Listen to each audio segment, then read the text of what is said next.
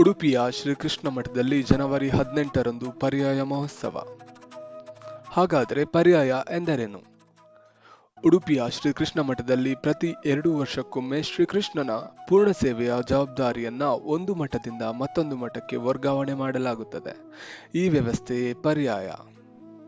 ಪರ್ಯಾಯ ಪದ್ಧತಿಯ ಇತಿಹಾಸದ ಬಗ್ಗೆ ಸ್ವಲ್ಪ ತಿಳಿಯೋಣ ಬನ್ನಿ. 13ನೇ ಶತಮಾನದಲ್ಲಿ ಶ್ರೀ ಮಧ್ವಾಚಾರ್ಯರು ಉಡುಪಿಯಲ್ಲಿ ಶ್ರೀಕೃಷ್ಣ ಮಠವನ್ನ ಸ್ಥಾಪಿಸಿದರು. ಮಧ್ವಾಚಾರ್ಯರು ತಮ್ಮ ಶಿಷ್ಯರಿಗೆ 8 ಮಠಗಳನ್ನು ಸ್ಥಾಪಿಸಿ ಶ್ರೀಕೃಷ್ಣನ ಸೇವೆಯನ್ನ ಕ್ರಮಬದ್ಧವಾಗಿ ನಿರ್ವಹಿಸಲು ಪರ್ಯಾಯ ಪದ್ಧತಿಯನ್ನ ರೂಪಿಸಿದರು. ಆ 8 ಮಠಗಳನ್ನ ಅಷ್ಟಮಠಗಳು ಎಂದು ಕರೆಯಲಾಗುತ್ತದೆ.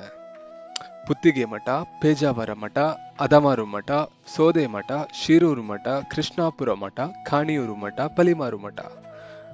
ಪ್ರತಿ ಮಠಾಧೀಶರು 2 ವರ್ಷಗಳ ಕಾಲ ಶ್ರೀಕೃಷ್ಣ ಮಠದ ಪೂರ್ಣ ಆಡಳಿತ, ಪೂಜೆ, ಅನ್ನದಾಸೋಹ, ಉತ್ಸವಗಳು ಮತ್ತು ಧಾರ್ಮಿಕ ಚಟುವಟಿಕೆಗಳ ಹೊಣೆ ಹೊರುತ್ತಾರೆ. ಪರ್ಯಾಯ ಎಂದರೆ ಕೇವಲ ಅಧಿಕಾರ ಸ್ವೀಕಾರವಲ್ಲ, ಅದು ಸಂಪೂರ್ಣ ಶ್ರೀಕೃಷ್ಣನ ಸೇವೆಯ ಸಂಕಲ್ಪ.